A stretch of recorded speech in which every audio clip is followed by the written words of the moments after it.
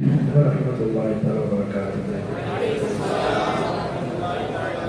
الحمد لله نحمده ونستعينه ونستغفره ونؤمن به ونتوكل عليه ونعوذ بالله من شرور أنفسنا ومن سيئات أعمالنا من يهده الله فلا مضل له ومن يضلل فلا هادي له ونشهد أن لا إله إلا الله وحده لا شريك له ونشهد أن سيدنا مولانا محمدا عبده ورسوله أما بعد فقد قال الله تعالى في القرآن العظيم وفي الفرقان المجيد أعوذ بالله من الشيطان الرجيم بسم الله الرحمن الرحيم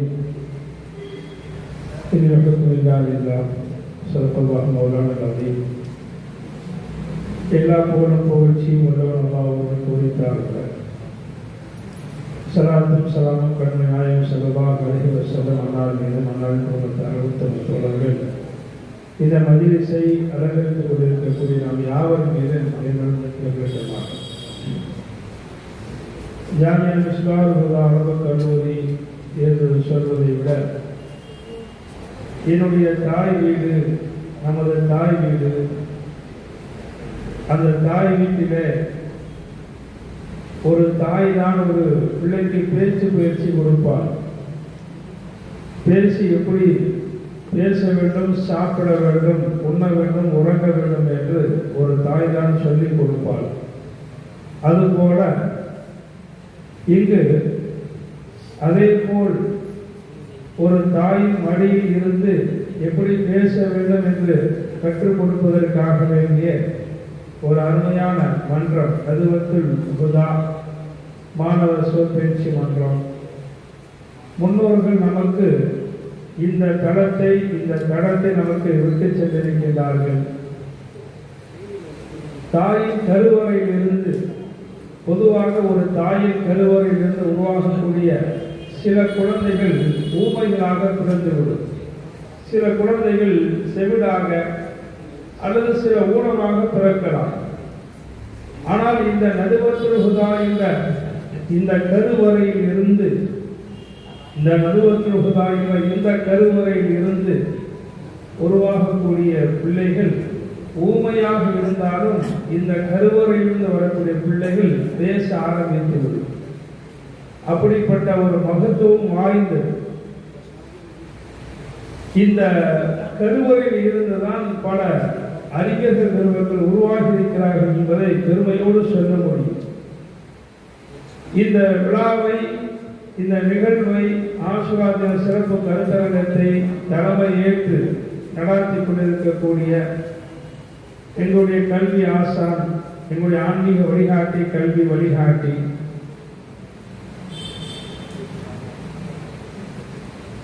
அவர்கள் தலைமையேற்று நான் இங்கு நடுவராக வந்திருப்பது மிகவும் பெருமைக்குரிய ஒரு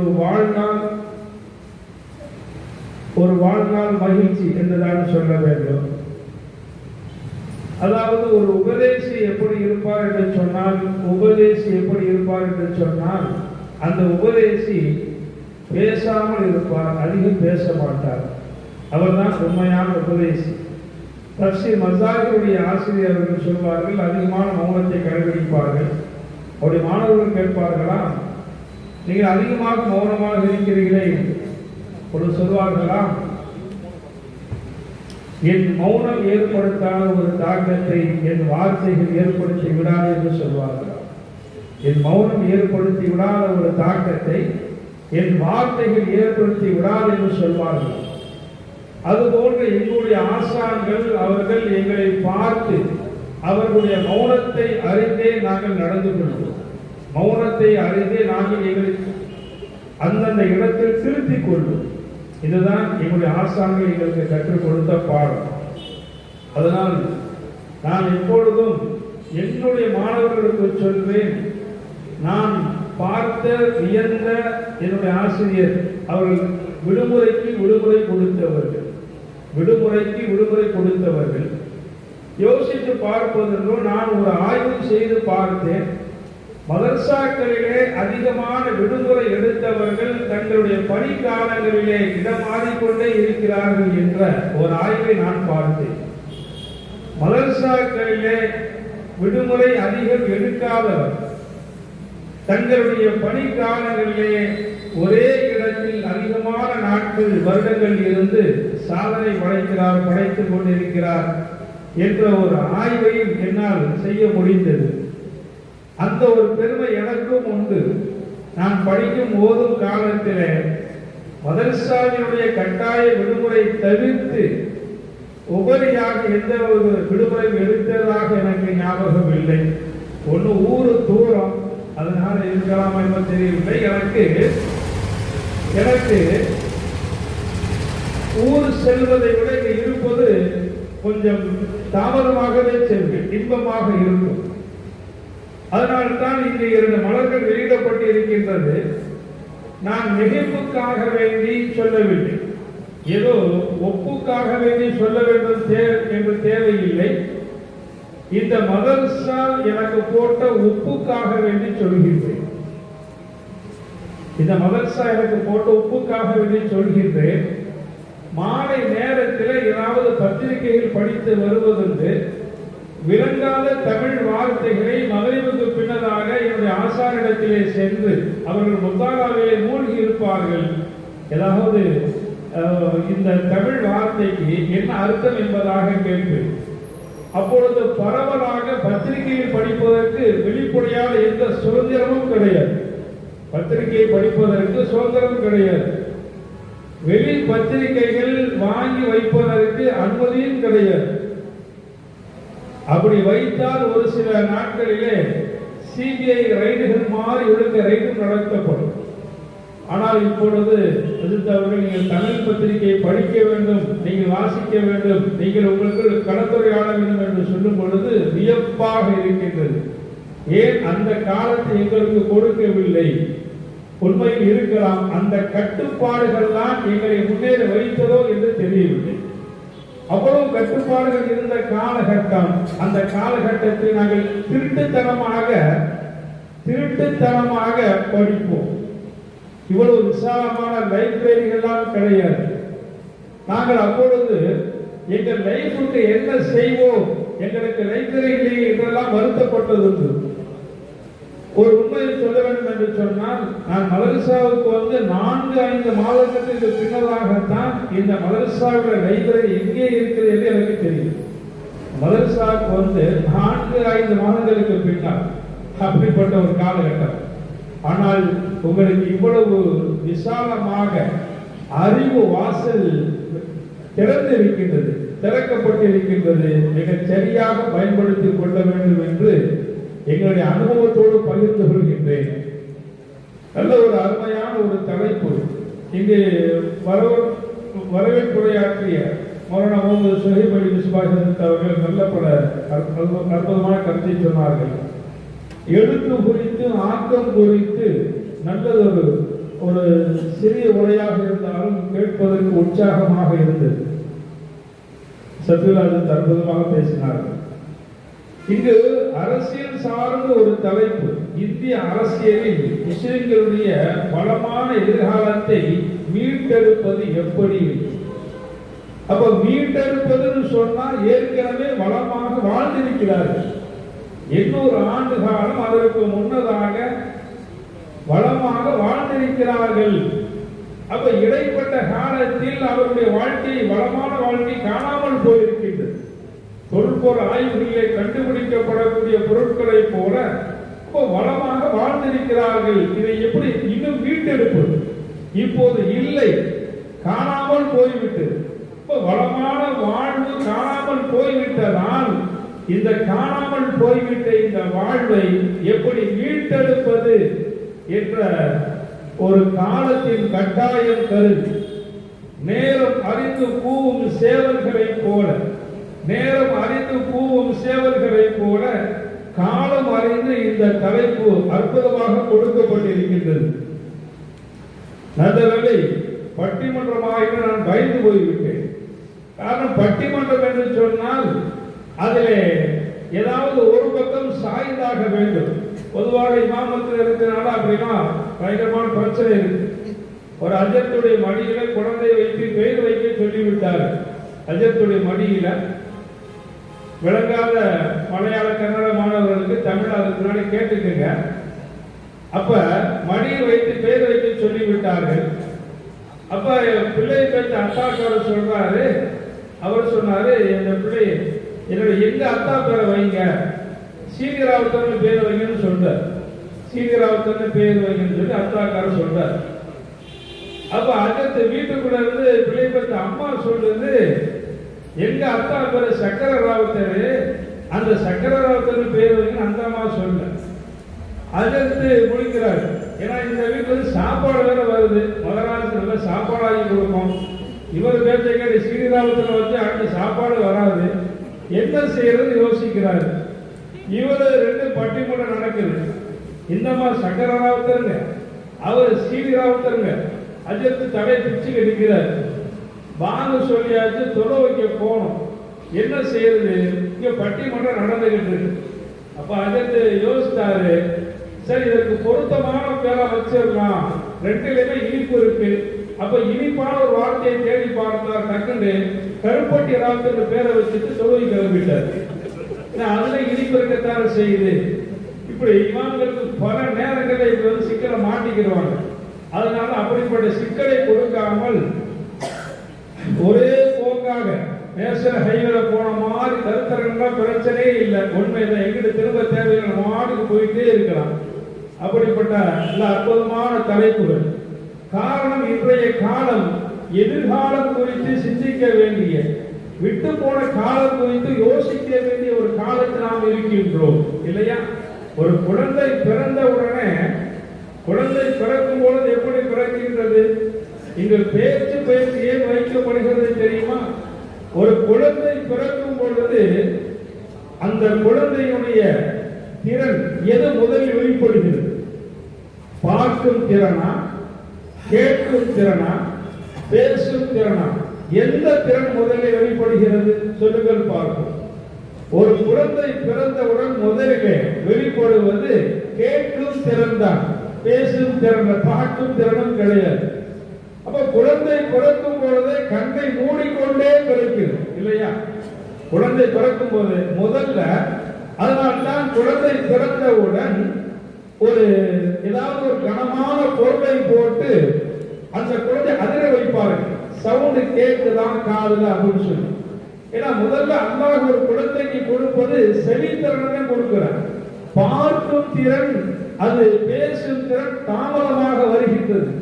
அப்ப அல்லாஹ் சொல்கின்றான், படைப்பினுடைய நியதி என்ன? குறைவாக பேசு, அதிகமாக கேளு என்பதுதான் படைப்புடைய நியதியாக இருக்கின்றது. அதனால்தான் கேட்பதற்கு பயிற்சி தேவையில்லை, பேசுவதற்கு பயிற்சி தேவை. அதனால்தான் இந்த நதுவத்துல் ஹுதாவிலே பேச்சு பயிற்சி வைக்கப்படுகின்றது. அதனால் முதல் திறன் கேட்கும் திறனை தான் அல்லாஹ் தருகின்றான். குழந்தை கண்ணை மூடிக்கொண்டே பிறக்கின்றது. அதற்கு என்ன, இந்த உலகத்தை பார்ப்பதற்கு என்ன வெட்கமா? கையை மூடிக்கொண்டே பிறக்கின்றது. அதற்கு என்ன வருத்தம், என்ன ஆதங்கம்? ஒரு வகுப்பறையில இப்படித்தான் ஒரு வாத்தியார் ஒரு சின்ன டெஸ்ட் ஒண்ணு வச்சார். என்ன டெஸ்ட் அப்படின்னு சொன்னா, ஒரு பொது அறிவு நாலேஜ், பாடத்திற்கு அப்பாற்பட்ட ஒரு பொது அறிவு நாலேஜ். அப்ப அந்த நேரத்துல குழந்தை ஏன் பிறக்கும் பொழுதே கண்ணை மூடிக்கொண்டு பிறக்கிறது? இதை டெஸ்ட், ஒரு சின்ன எக்ஸாம் வைக்கிறார். மாணவர்களுடைய அந்த பொது அறிவு திறனை சோதிக்கிறார். பிறக்கும் பொழுதே குழந்தை ஏன் கண்ணை மூடிக்கொண்டே பிறக்கிறது என்று ஒவ்வொரு மாணவனும் அவனுக்கு தெரிந்த விளக்கத்தை, கருத்தை எழுதுகிறான். ஒரே ஒரு மாணவன் எழுதினான், ஏன் கண்ணை மூடிக்கொண்டே பிறக்கிறது என்று சொன்னால், கண்ணை திறந்தால் கான்வென்ட்டில் சேர்த்து விடுவார்கள் என்று. கண்ணை திறந்தால் கான்வென்ட்டில் சேர்த்து விடுவார்கள். நர்சரியிலிருந்து நர்சரிக்கு போயிடும், நர்சரியிலிருந்து நர்சரிக்கு போயிடும். அப்படித்தான் வயிற்றுல இருந்து அட்மிஷன் போடுறாங்க எல்கேஜி. பல ஊர்கள்ல, பல மாநிலத்துல கான்வென்ட்ல சேர்க்கிறதுக்கு பிள்ளை வயிற்றுல இருக்குது, பிள்ளை எங்கம்மா இருக்குது வயிற்றுல, அடுத்த மாசம் டெலிவரி, அடுத்த மாசம் ஜூன் மாசம், அதனால இப்பவே அட்மிஷன் போடுங்கன்னு சொல்லி ஏப்ரல் மேல போய் நிற்கும். இது மிகைப்புக்கு சொல்லவே நடக்கும் விஷயத்தை சொல்கின்றேன். அதனால் எதிர்காலம் குறித்து பிறப்பதற்கு முன்னதாகவே தாய்மார்கள் சிந்திக்க தொடங்கி விடுகின்றார்கள். அதனால் இன்று நாம் அரசியல் வழியாக, பொதுவாக அடுத்த முன்னாடி சொன்னாங்க, அவர்களுக்கு அரசியல். ஏன் நான் சும்மா ஒரு சொன்னேன், இப்பவே அரசியல் பேசுவேன், அரசியல் பேசி விட்டு நான் சொல்லுவேன் நான் அரசியல் பேச வரவேன்னு சொல்லுவேன். அரசியல் பேசிட்டு இப்ப சொல்லுவேன் நான் அரசியல் பேசுவதற்காக வரவில்லை. அப்ப மக்கள் நினைத்தான் பேசுறது பூரா அரசியல், ஆனா கடைசியில் அதால் பாரு ஒரு நிமிஷத்து அரசியல் பேசுன வேலையை முடிச்சிட்டாரு. யாராச்சும் வந்த கேட்டா சொல்லிடுவேன், நான் தான் சொல்லிட்டேன்ங்க அரசியல் பேசுறதுன்னு சொல்லிட்டேன்ல. ஒரு உதாரணத்துக்கு சொன்னேன், நான் அரசியலை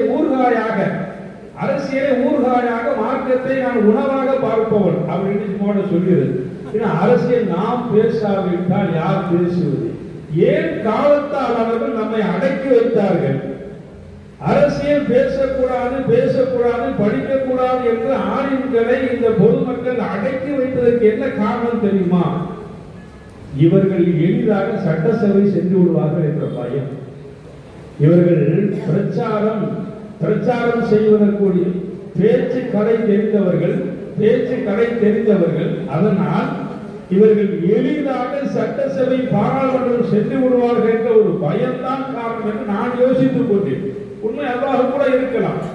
அதனால்தான் காலம் முழுவதும் அடைத்து வைத்தார்கள். ஆனால் இப்பொழுது அப்படி அல்ல, காலம் மாறிவிட்டது. காலம் மாறி அரசியல் வேறு, இஸ்லாம் வேறு அல்ல. இஸ்லாம் தான் அரசியல், அரசியல் தான் இஸ்லாம். நாம் படிக்கும் அத்தனை பத்திரிகைகளும் குர்ஆனுடைய விரிவுரைகள், ஹதீஸுடைய விரிவுரைகள். படிக்கும் எந்த ஒரு பத்திரிகையாக இருந்தாலும் அந்த பத்திரிகை நாம் ஏன் வேறு கண்ணோட்டத்தோடு பார்க்க வேண்டும்? அது குர்ஆனுடைய விரிவுரையாக, ஹதீஸுடைய விரிவுரையாக நாம் பார்க்கலாமே. அதுதானே மார்க்கமுக்கு கற்றுக் கொடுத்திருக்கக்கூடிய அற்புதமான பாடம். அதனால் அந்த விதத்திலே இந்த தலைப்பு துடுப்பாக இருக்கின்றது.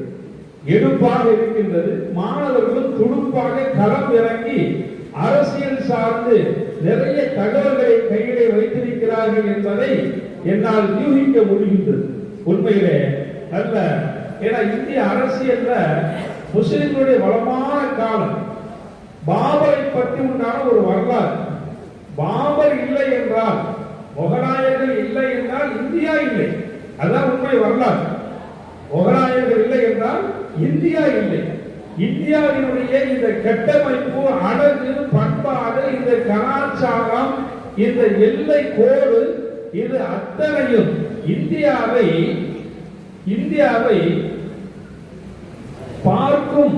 ஈர்க்கும் நாடாக மட்டுமல்ல, ஒரு ஈர்க்கும் நாடாக மாற்றியது முகலாயர். அதனால் பாபர் அதிலும் குறிப்பாக அதிகப்படியான முன்னேற்றத்தை, வளர்ச்சியை உருவாக்கியவர் யார் தெரியுமா? பாபர். அதனால்தான் அந்த சுருக்கமாக எழுதுவார்கள், பாபர் இல்லை என்றால் இந்தியா இல்லை, பாபர் இல்லை என்றால் இந்தியா இல்லை என்று சொல்வார்கள். அந்த அளவுக்கு வளமான அரசியல், வளமான வாழ்வை மேம்படுத்தியவர்கள். மதம் சார்ந்து அவர்கள் சிந்திக்கவில்லை. அதனால் அவர்கள் தேசம் சார்ந்து சிந்தித்தார்கள். அதனால்தான் 800 ஆண்டு காலம் இந்தியாவை ஆள முடிந்தது. அதனால் ஒரு சதித்திட்டத்தின் அடிப்படையில் தான் வீழ்த்தப்பட்டார்கள். அந்த அடிப்படையில் நீங்கள் தேடி படித்திருப்பீர்கள் என்று தெரியும். ஏன்னா பல மாணவர்கள் பல கல்லூரிகளில் போய் பார்க்கும் பொழுது பல புத்தகங்கள் லைப்ரரிகளில் பிரிக்கப்படாமல் அப்படி இருக்கு. மாணவர்களிட்ட இதெல்லாம் நீங்க படிக்க மாட்டேங்கிறாப்பா அப்படின்னு கேட்டா அவர் சொல்ற அதுக்கு பிரிவினை கூட இருக்கிறார். பிரிக்கப்படாமல் இருக்கு, பிரிவினை கூடாதுங்கிறான். எதுல பிரிவினை கூடாது பாருங்க.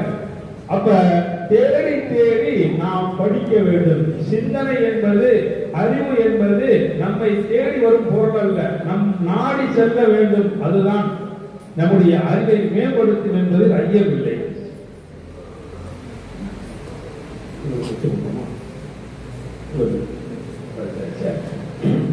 இப்ப நல்ல வளமான அந்த எதிர்காலத்தை மீட்டெடுப்பது, நல்ல எதிர்காலத்திற்காக வேண்டி ஒரு நல்ல துடிப்போடும் ஒரு எதிர்காலத்தை கண்டிப்பாக மீட்டெடுத்தே ஆக வேண்டும். ஏன்னா அரசியல் சூடு பிடித்திருக்கக்கூடிய ஒரு காலத்தில் நாம் வாழ்கின்றோம் இல்லையா? இன்னைக்கு அரசியல் குறித்து எல்லோரும் பரவலாக பேசக்கூடிய ஒரு காலம் வந்துவிட்டது. ஏன்னா சாதாரண எல்லோரும் பேசக்கூடிய, சிந்திக்கக்கூடிய, படிக்கக்கூடிய ஒரு காலத்தில் நாம் வாழ்கின்றோம். அதனால் அரசியல் குறித்து நாம் யாருக்கும், இவர் பிரதமர் ஒரு காலத்தில் யாருக்கும் தெரியாது. ஒரு காலம் இருந்தது, அந்த காலத்திலே ஜனாதிபதி யார் என்றால் தெரியாது.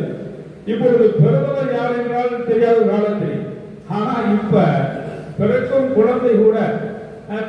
குழந்தை கூட அரசியல் பேசக்கூடிய ஒரு காலம் வந்து விட்டது என்றுதான் சொல்ல வேண்டும். அந்த வகையிலே நல்ல அற்புதமான தலைப்புகள். அந்த தலைப்புகளுடைய வரிசையை ஒவ்வொரு தலைப்பும் சிந்தித்து பார்த்தால் 10 நிமிடம் குறைவாக இருக்கிறது என்று வருத்தப்பட வேண்டாம். நான் சொல்வேன், உங்களுக்கு கொடுக்கப்பட்ட 10 நிமிடம் என்பது மெஹராஜ் பயணத்தில் நபிகள் பெருமானாருக்கு கொடுக்கப்பட்ட நேரத்தை விட அதிகம். உங்களுக்கு மெஹராஜ் பயணத்தில் பெருமானாருக்கு அல்லாஹ் கொடுத்த நேரத்தை விட அதிகம் உங்களுக்கு. அந்த நேரம் எவ்வளவு நமக்கு சொல்லப்படும்? ஒரு சொம்பு தண்ணீர் கீழே விழுந்து அந்த தண்ணீர் முழுவதும் வெளியேறுவதற்குள்ளதாகவே மெஹராஜ் முடிந்துவிட்டது என்று. அப்ப அவ்வளவு பெரிய மெஹராஜ் கண்மூடி திறப்பதற்குள்ளாக முடிந்து விட்டது. ஆனா உங்களுக்கு 10 நிமிஷம் பாருங்க. இந்த வளமான எதிர்காலத்தை மீட்டெடுப்பதற்கு 10 நிமிடம் போதுமா? மீட்டெடுக்க முடியுமா? கண்டிப்பாக முடியும். நம்முடைய சிந்தனை தெளிவாக இருந்தால், கண்டிப்பாக நம்முடைய கருத்து கூர்மையாக இருந்தால் கண்டிப்பாக மீட்டெடுக்க முடியும் என்பதில் ஐயமில்லை. அந்த விதத்திலே முதலாவதாக ஒருத்தர் வழிகாட்டணுமா இல்லையா? அவர் தானே வழிகாட்டணும். அதனால அந்த பெயரை அவரை சூட்டியிருக்கிறார் ராஷிதி என்று.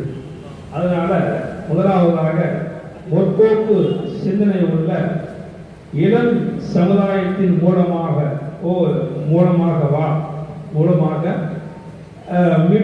மீட்டெடுக்கலாம் அப்படிங்கிற தலைப்புல முகமது ராஷித் 7ஆம் படிவமானவர் பேசுகிறார். வரஹ்மத்துல்லாஹி தஆலா வபரகாத்துஹு. அல்ஹம்துலில்லாஹ் ஹம்தன் முஸல்லியன் அம்மா பஅத். அஊது பில்லாஹி மினஷ் ஷைத்தானிர் ரஜீம். பிஸ்மில்லாஹிர் ரஹ்மானிர் ரஹீம். எல்லா புகழும் அல்லாஹ் ஒருவருக்கே உரித்தாவட்டுமாக. சாந்தியும் சமாதானம் நபி ஸல்லல்லாஹு அலைஹி வஸல்லம் அவர்களின் மீதும் அவர்களை பின்பற்றி வாழ்ந்த அனைவர்களின் மீது மேலென்று நிலவட்டுமாக. இங்கே கொடுக்கப்பட்டுள்ள தலைப்பு முஸ்லிம்களினுடைய வளமான எதிர்காலத்தை மீட்டெடுப்பது எப்படி? வளமான எதிர்காலத்தை மீட்டெடுப்பது என்பது முற்போக்கு சிந்தனை கொண்ட இளைய சமுதாயங்களின் மூலமாகத்தான். இந்த முற்போக்கு சிந்தனை என்றால் என்ன? முற்போக்கு சிந்தனை என்றால் ஒரு காரியத்தை செய்கின்ற போது அந்த காரியத்திலே அதற்கான முன்னேற்றத்தை முன்பே அறிந்து சிந்தித்து ஆராய்ந்து பல கோணங்களில் ஆராய்ந்து சிந்தித்து செயல்படுவதற்கு பெயர் தான் முற்போக்கு சிந்தனை.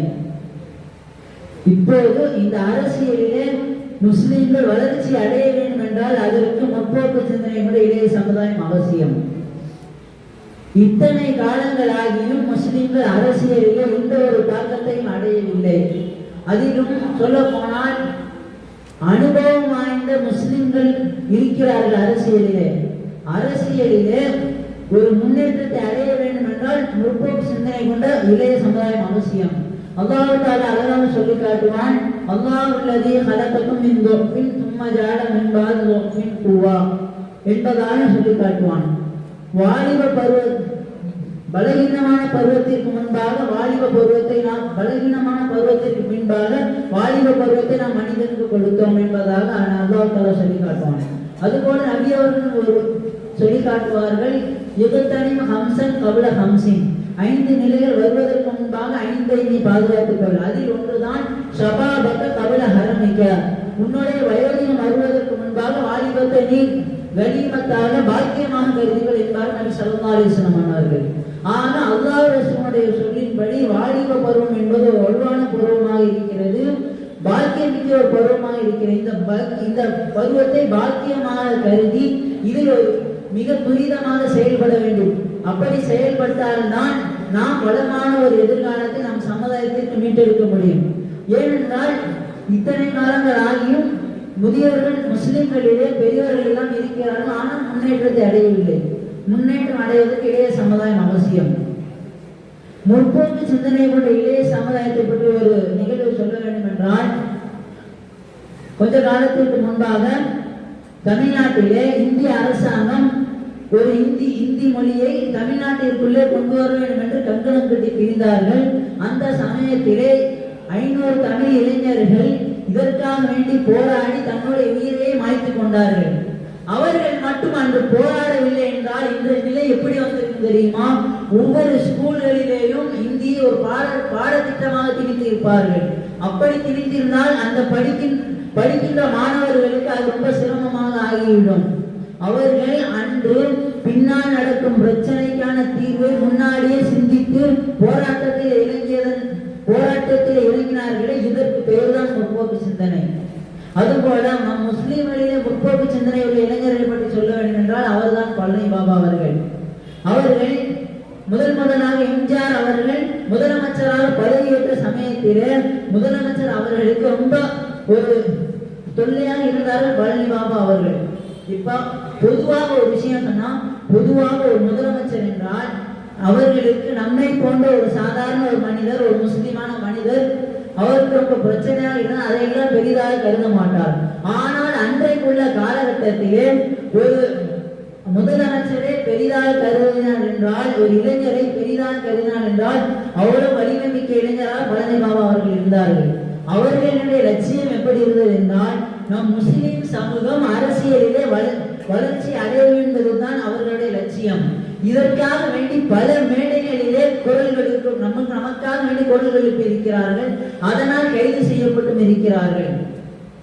ஆனால் அவர்கள் கைது செய்யப்பட்டதற்கான எந்த ஒரு வழக்கும் நிரூபிக்கப்பட்டதா இல்லை. ஏனென்று சொன்னால், வழக்கு நடக்கின்ற போது தனக்காக வழக்காடக்கூடிய ஒரே மனிதன் அவர் மட்டும்தான். அதுபோல அன்றைய அரசியல்வாதிகள் ஏதாவது ஒரு தப்பு செய்தால் அதை எதிர்த்து கேட்கும் தைரியம் அவருக்கு மட்டுமே இருந்தது. அன்றைய காலகட்டத்திலே எந்த ஒரு முஸ்லீமுக்கு இல்லாத தைரியம் அவருக்கு மட்டுமே இருந்தது. ஏனென்று சொன்னால் அவருக்கு இருந்த அந்த முற்போக்கு சிந்தனை தான். இப்போதுள்ள இளைஞர்கள் எப்படி இருக்கிறார் என்று சொன்னால், சொல்வதற்கே ரொம்ப கேவலமாக இருக்கிறது. இருந்தாலும் சொல்லித்தான் ஆக வேண்டும். இன்றைய இளைஞர்களை பார்த்தோம் என்றால், தனக்கென்று ஒரு தலைவன் இருந்தால் அவனுக்கு ரசிகனாக இருப்பதே எனக்கு போதும். ரசிகர் மன்றத்திலே நான் கடைசி வரையிலும் ஒரு ரசிகனாக இருப்பதே எனக்கு போதும். என்னுடைய சமூகம் எப்படி எக்கேடு கெட்டு போனாலும் பரவாயில்லை என்ற நிலைக்கு தான் இந்த இளைஞர்கள் இருக்கிறார்கள். அது மாத்திரமல்லாமல் தன் சமுதாயத்திற்காக குரல் இருக்க வேண்டும் என்றால், யாரோ தன்னுடைய ஒரு ரசிகன் தன்னுடைய ஒரு தலைவனுக்காக வேண்டி தேட்டர் வாசல்களிலே குரல் எழுப்பிக் கொண்டிருக்கிறார்கள். இதையெல்லாம் சொல்லித்தான் ஆக வேண்டும், காலத்தின் கட்டாயம். அதுபோல இன்றைக்குள்ள முஸ்லிம்கள் நடக்கும் பிரச்சனை பற்றி சொல்ல வேண்டும் என்றால், உத்தரகாண்ட் மாநிலத்திலே அரசு கணக்கின்படி 12,000 நிலங்கள் ஆக்கிரமிக்கப்பட்டிருக்கின்றன. அதிலே தினமும் ஆக்கிரமிப்பு பணி நடந்து கொண்டுதான் இருக்கிறது. அதிலே இரவோடு இரவாக ஒரு முஸ்லிம்களுடைய பள்ளிவாசல்களையும் மதரசாக்களையும் இடித்து தரைமட்டமாக்கி இருக்கிறார்கள். இந்த வழக்கை கோர்ட்டிலே எடுத்து சென்றால் அங்கே வழக்கு நடந்து கொண்டுதான் இருக்கிறது. ஆனால் இதற்கான முறையான ஒரு நீதி நமக்கு கிடைக்கவில்லை. இப்படி முஸ்லிம்களுக்கு பல கொடுமைகள் நடந்து கொண்டு இருக்கிறது. எங்கு பார்த்தாலும் நம்மையே தான் சீண்டுகிறான். ஒரு சினிமா துறை எடுத்துக்கொண்டோம் என்றால், அவன் நம்மை தீவிரவாதியாக சித்தரித்துக் கொண்டிருக்கின்றான். நம்மை தீவிரவாதியாக தூண்டக்கூடியவனாக நம்மை காட்டுகிறான். அது ஒரு பக்கம் இருக்க, பாசிசமும் நம்மை தான் தீண்டுகிறது. பாசிசமும் நம்மை தீவிரவாதி என்பதாக தான் தீண்டுகிறது. இப்படி பல கோணங்களிலே நமக்கு விமர்சனங்கள் வந்து கொண்டுதான் இருக்கிறது. இதற்கெல்லாம் நாம் தீர்வு காணாமல் போராட்டத்தை மட்டுமே ஆயுதமாக கொண்டு இருக்கிறோம். ஒருவேளை அதாவது மாற்று மதத்தவரை இந்த சினிமா துறை ஒரு தீவிரவாதியாகவோ அல்லது ஒரு தீவிரவாதத்தை தூண்டக்கூடியவனாகவோ அந்த காட்சியிலே காட்டினால், அப்போது அவனால் அடுத்த படம் அவனால் எடுக்க முடியாது. ஏனென்று சொன்னால் அவனை ஒரு வரிக்கு உள்ளாக்கி விடுவார்கள். ஆனால் முஸ்லீம் என்றால் அவர்கள் ஒரு கேவலமானவராக கருதுகிறார்கள். முஸ்லீம் என்றால் இவன் என்ன ஒரு போராட்டம் மட்டும்தான் செய்வான், இவனால் என்ன பண்ண முடியும் என்ற நிலைக்கு தான் நாம் தள்ளப்பட்டு இருக்கிறோம். இதை தான் அவர்கள் நினைத்து இருக்கிறார்கள். இப்படி இவ்வளவு பிரச்சனைகளுக்கு தீர்வு காண வேண்டும் என்றால் அதற்கு முதலாக முற்போக்கு சிந்தனை கொண்ட இளைய சமுதாயம் அமர வேண்டும். முற்போக்கு சிந்தனை கொண்ட இளைய சமுதாயம் வந்தால்தான் இத்தனைக்கான தீர்வு. அவர்கள் வந்தால் மட்டும் போதாது, கல்வியிலே அவர்கள் தடம் பதிக்க வேண்டும். அது மாத்திரம் இல்லாமல் கல்வியிலே தடம் பதித்தால் அதன் வழியாக அதிகாரத்திலேயும் அரசியலிலேயும் தடம் பதிக்க வேண்டும். அப்படி தடம் பதித்தால்தான் அதற்கான தீர்வுகள் கிடைக்கும். சமீபமாக மஹபூபா மேத்ரா என்ற ஒரு பெண்மணி நம்முடைய பிரதமரை எதிர்த்து கேட்கிறார்கள். அப்படி எதிர்த்து கேட்கும் தைரியம் முற்போக்கு சிந்தனையுள்ள இளைய சமுதாயத்தால் தான் முடியும். ஆனால் அனுபவமிக்க தலைவர்களால் கண்டிப்பாக அது முடியாது. இதற்கான தீர்வை முற்போக்கு சிந்தனைகள் இளைய சமுதாயங்கள் அரசியலில் வளர வேண்டும். அப்படி வந்தால்தான் இதற்கான தீர்வுகள் கிடைக்கும் என்று சொல்லியவனாக என்னுடைய உரையை நான் முடித்துக் கொள்கிறேன். வாஹிர் தஅவானா அனில் ஹம்துலில்லாஹி ரப்பில் ஆலமீன். அஸ்ஸலாமு அலைக்கும் வரஹ்மத்துல்லாஹி தஆலா வபரகாத்துஹு.